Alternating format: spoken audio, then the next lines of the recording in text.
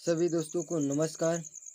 सभी दोस्तों का स्वागत है प्रपोज क्लासेस में। आज डिस्कशन करने वाला है यूपी ट्रिपल एससी का प्रैक्टिस सेट पेपर, जिसमें हम इतिहास के बारे में कुछ क्वेश्चन करेंगे, आंदोलन के बारे में कुछ करेंगे, भूगोल के कुछ बारे क्वेश्चन है, अर्थशास्त्र के कुछ क्वेश्चन है और भारतीय संविधान के कुछ क्वेश्चन है और सामान्य विज्ञान के भी कुछ क्वेश्चन है। तो चलते हैं अपने पहले क्वेश्चन की ओर। तो पहला क्वेश्चन हमारा क्या कह रहा है? चंद्रगुप्त के मंत्री कौटिल्य उनके महान ग्रंथ के कारण बहुत प्रसिद्ध हुए थे। तो पहला ऑप्शन है कामसूत्र, बी ऑप्शन है विज्ञान शाकुंतलम, सी ऑप्शन है अर्थशास्त्र और डी ऑप्शन है मनुस्मृति। तो आप सभी लोग जानते हैं कि इसका सी ऑप्शन करेक्ट है। और चलते हैं अगले क्वेश्चन की ओर। पानीपत का प्रथम युद्ध निम्नलिखित में से किनके मध्य लड़ा गया? पहला क्वेश्चन है राणा सांगा और बाबर, दूसरा ऑप्शन है इब्राहिम लोदी और बाबर, तीसरा ऑप्शन है कुतुब खान और राणा सांगा, डी ऑप्शन है अकबर और राणा सांगा। तो हमारा सही आंसर हो जाएगा बी, इब्राहिम लोदी और बाबर के बीच लड़ा गया था। और तीसरा सवाल है, विजयनगर के प्रसिद्ध शासक कृष्णदेव राय किस वंश से संबंधित थे? मौर्य वंश, तुलुव वंश, संगम वंश, निम्न में से कोई नहीं। तो इसका सही उत्तर बी हो जाएगा, तुलुव वंश से। चलते हैं अपने चौथे क्वेश्चन की ओर। निम्नलिखित में से किसे प्रारंभिक भारतीय पुरातत्व की मुख्य अवधियों के घटनाक्रम के अनुसार क्रमबद्धित किया गया है? पहला ऑप्शन ए है नवपाषाण, मध्यपाषाण, पुरापाषाण और हड़प्पा सभ्यता। बी ऑप्शन है पुरापाषाण, मध्यपाषाण, नवपाषाण और हड़प्पा सभ्यता। सी ऑप्शन है पुरापाषाण, नवपाषाण और मध्यपाषाण, हड़प्पा सभ्यता। और हमारा डी ऑप्शन हो समझ में आया तो हमें तीन ही ऑप्शन में से उत्तर बताना है। तो हमारा सही उत्तर क्या हो जाएगा? बी, पुरापाषाण और मध्यपाषाण, नवपाषाण, हड़प्पा सभ्यता की थी। ठीक है, आगे चलते हैं। 5वां क्वेश्चन है, 15वीं से 16वीं शताब्दी के दौरान वाणिज्यिक व्यापार के लिए आमतौर पर हुंडी का इस्तेमाल किया जाता था। हुंडी क्या क्या तात्पर्य है? ए ऑप्शन सामान खरीदने के लिए इस्तेमाल किए जाने वाला मुद्रा का रूप, बी ऑप्शन धन रखने के लिए प्रयुक्त एक प्रकार का बैंक, सी ऑप्शन बाजार जहां सामान की अदला बदली की जा सकती है और डी ऑप्शन है विनिमय पत्र। तो हमारा सही उत्तर हो जाएगा विनिमय पत्र। चलते हैं छठे क्वेश्चन की ओर। तो छठा क्वेश्चन कह रहा है कि भारत छोड़ो आंदोलन या अगस्त आंदोलन 8 अगस्त 1942 को महात्मा गांधी द्वारा अखिल भारतीय कांग्रेस समिति के सत्र में चलाया गया एक आंदोलन था। ऑप्शन ए सूरत, मुंबई, भोपाल, उज्जैन। तो आपको कौन सा सही उत्तर लग रहा है? तो उत्तर सही बी हो जाएगा, मुंबई। चलते हैं 7वें क्वेश्चन की ओर। 1928 के बारदोली सत्याग्रह का नेतृत्व किया ने? ऑप्शन है ए लाला लाजपत राय, बी ऑप्शन है सरदार वल्लभ भाई पटेल, सी ऑप्शन है जवाहरलाल नेहरू और डी ऑप्शन है बिपिन चंद्र पाल। तो इसमें से सही उत्तर हो जाएगा सरदार वल्लभ भाई पटेल बारदोली सत्याग्रह का नेतृत्व किए थे। चलते हैं 8वें क्वेश्चन की ओर। महात्मा गांधी को राष्ट्रपिता कहकर संबोधित करने वाले पहले व्यक्ति कौन थे? Sardar Patel, B option Jawaharlal Nehru, C option Subhash Chandra Bose, D option Lala Lajpat Rai. ठीक है, तो आपको कौन सा उत्तर सही लग रहा है? तो हमारे हिसाब से उत्तर सही हो जाएगा सुभाष चंद्र बोस। चलते हैं अगले क्वेश्चन की ओर। तो हमारा 9 क्वेश्चन क्या है? निम्नलिखित में से कौन सा विकल्प हिंद महासागर में दूसरा सबसे बड़ा द्वीप है? ग्रैंड टरे, श्रीलंका, जानजीबार और सुकुत्रा। तो हमारा श्रीलंका जो है यह उत्तर सही हो जाएगा। निम्न में से कौन सी बागान फसल नहीं है? कॉफी, चाय, काजू, मोटे अनाज। तो हमारा सही उत्तर हो जाएगा मोटे अनाज। यह बागान पसंद नहीं है। और चलते हैं 12वें क्वेश्चन की ओर। तूर दाल को अन्य किस नाम से जाना जाता है? यह बहुत फेवरेट क्वेश्चन है, यह बार बार पूछा जाता है। इससे पहले यूपीपी का पेपर हुआ था, उसमें भी यह क्वेश्चन पूछा गया था। तो तूर दाल को अन्य नाम से हम अरहर कहते हैं। क्या कहते हैं? अरहर। चलते हैं 13वें क्वेश्चन की ओर।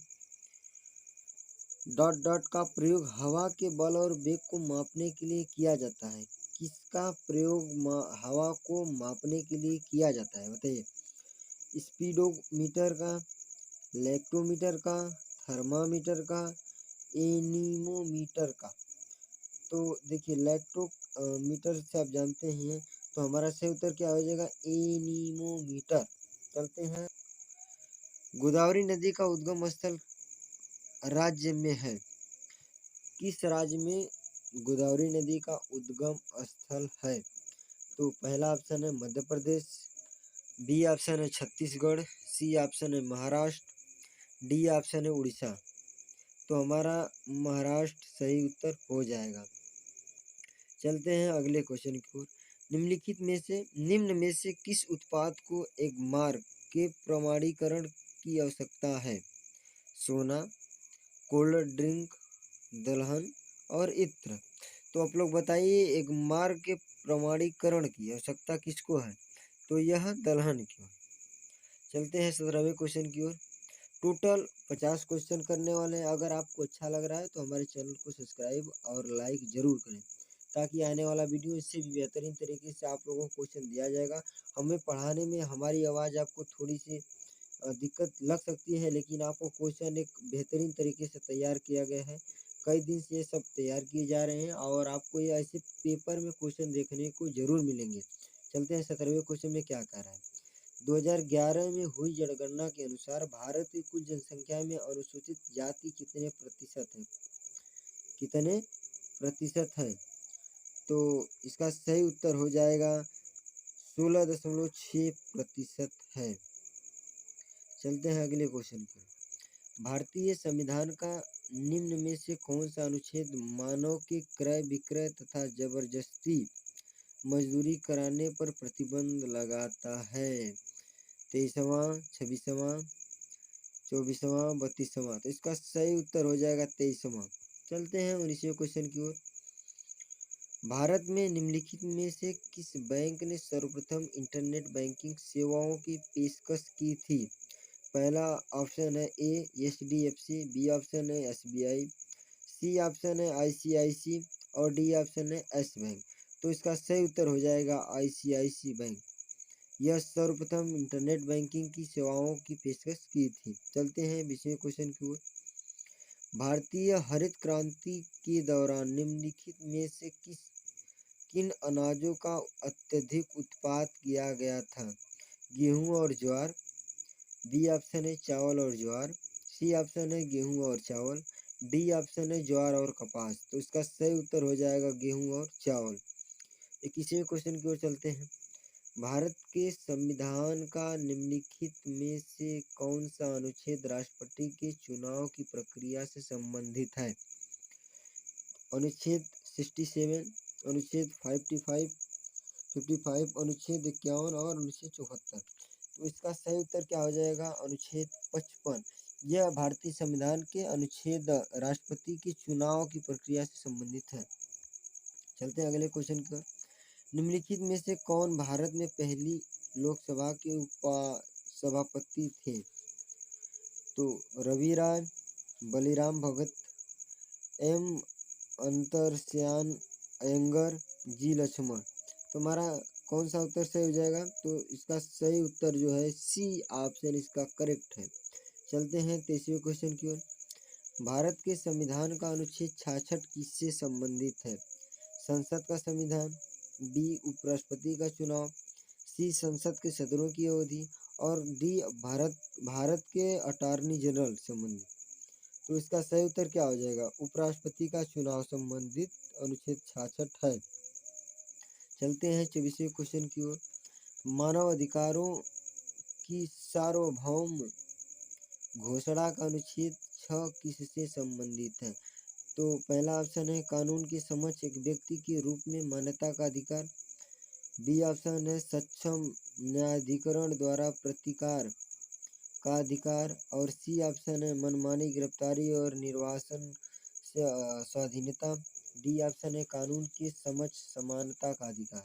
तो इसका सही उत्तर हो जाएगा ए, कानून के समक्ष एक व्यक्ति के रूप में मान्यता का अधिकार। चलते हैं 25वें क्वेश्चन की ओर। भारतीय संविधान की भारतीय गणराज्य की आधिकारिक भाषाओं की सूची प्रदान करती है। 11वीं अनुसूची, बी 4वीं अनुसूची, सी 12वीं अनुसूची और डी 8वीं अनुसूची। सॉरी, तो हमारा सही उत्तर हो जाएगा 8वीं अनुसूची। इसमें 22 भाषाओं का इस समय उल्लेख किया गया है। ठीक है, चलते हैं अगले क्वेश्चन की ओर। क्षतिग्रस्त CFL और फ्लोरोसेंट ट्यूबों का निपटान सुरक्षित रूप से किया जाना चाहिए क्योंकि इनमें वाष्प होती है जो स्वभाव में जहरीली होती है। अमोनिया की। B option sulphur dioxide, C option nitrogen dioxide, D option पारे की। तो हमारा सही उत्तर हो जाएगा पारे की। चलते हैं 27वें क्वेश्चन की ओर। पौधे में पानी और पोषण तत्व के परिवहन के लिए संवहनी ऊतक को कहा जाता है। ए ऑप्शन है फ्लोएम, बी ऑप्शन है कोलेनकाइमा, सी ऑप्शन है जाइलम और डी ऑप्शन है ए और सी। तो हमारा सही उत्तर हो जाएगा ए और सी, फ्लोएम और जाइलम दोनों है। चलते हैं 28वां क्वेश्चन की ओर। निम्नलिखित विकल्पों में से पुनरुत्पादक बीज उत्पादक पौधे का नाम चुनें। मोल्ड। पहला है गेंदा, बी है ब्रेड मोल्ड, सी आलू और डी अदरक। तो इसका सही उत्तर हो जाएगा बी ब्रेड मोल्ड। चलते हैं 29वें क्वेश्चन की ओर। खून में कुछ कोशिकाओं उपस्थिति के कारण रक्त के थक्के का गठन होता है। इन कोशिकाओं को क्या कहा जाता है?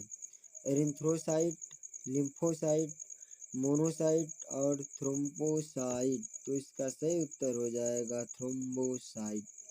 चलते हैं अगले क्वेश्चन पे। अगला क्वेश्चन क्या कहता है? 30वां क्वेश्चन है, जीवित प्राणियों में निषेचन के दौरान नर और मादा गैमेट का संलयन एक कोशिका बनाने के लिए होता है जिसे कहा जाता है युग्मनज, भ्रूण, डिंब, शुक्राणु। तो हमारा सही उत्तर हो जाएगा युग्मनज। चलते हैं अगले क्वेश्चन की ओर। 31वां क्वेश्चन कह रहा है कि चेमांचेरी कुन्हीरमण नायर निम्नलिखित में से किस नृत्य रूप के उल्लेखनीय नर्तक हैं? कथकली, बी मोहिनीअट्टम, सी भरतनाट्यम, डी यक्षगान। तो हमारा सही उत्तर हो जाएगा कथकली। चलते हैं अगले क्वेश्चन की ओर। तो हमारा 32वां क्वेश्चन यह कहता है कि म्यांमार की मुद्रा निम्नलिखित में से कौन सी है? Kyat, naira, riyal, krone. तो हमारा सही उत्तर हो जाएगा क्यात। म्यांमार की मुद्रा निम्नलिखित में से क्यात है।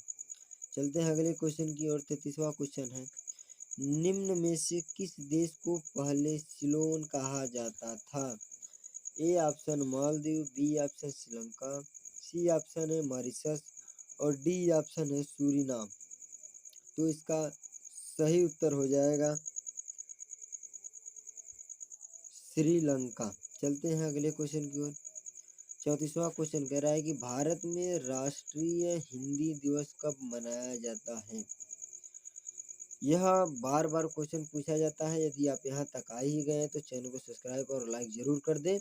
और यह क्वेश्चन को आप नोट कर लें, 100% पूछे जाने की संभावना है।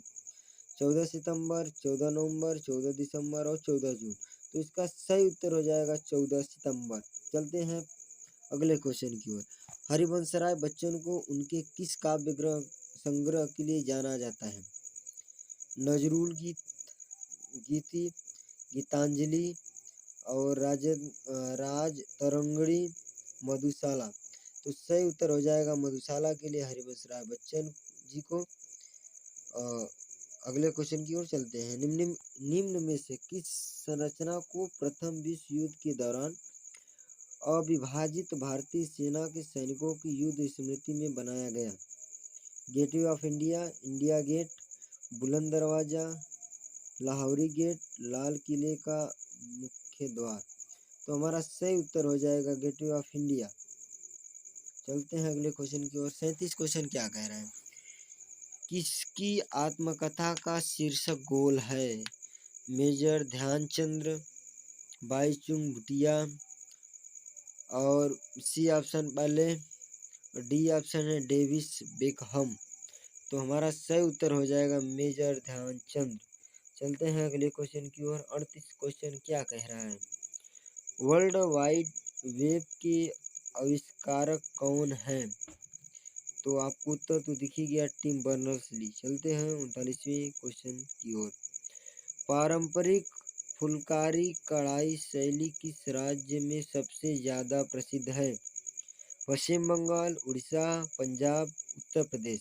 तो हमारा सही उत्तर हो जाएगा पंजाब। चलते हैं अगले क्वेश्चन। हमारा 40 क्वेश्चन क्या कहता है? 40वां क्वेश्चन, निम्नलिखित में से कहाँ लोकगीत की एक शैली रागिनी प्रसिद्ध है? मध्य प्रदेश, हरियाणा, राजस्थान, पश्चिम बंगाल। तो हरियाणा प्रसिद्ध है। हमारा 40 ही क्वेश्चन है। थैंक यू वॉच, आप यहाँ तक आए, और आप लोगों को इससे बेहतरीन अगला वीडियो आने वाला है, और एक विज्ञान साइंस संबंधित पूरे 250 क्वेश्चन का एक वीडियो आने वाला है। हो सकता है उसे 2 या 3 पार्ट में ले, और वहाँ से क्वेश्चन बहुत सारे पूछे जाएंगे। आप सभी लोग उस वीडियो को देखना ना भूलें। कल या परसों आप लोगों को ये वीडियो मिलेगी। इसके बाद आप लोगों को तुरंत मिलेगा। Thank you, thank you, thank you.